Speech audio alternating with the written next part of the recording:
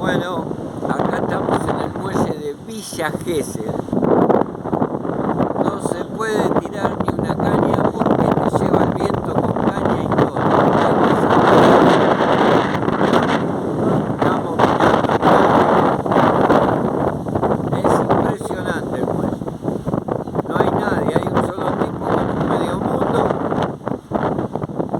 y nada más. El viento te lleva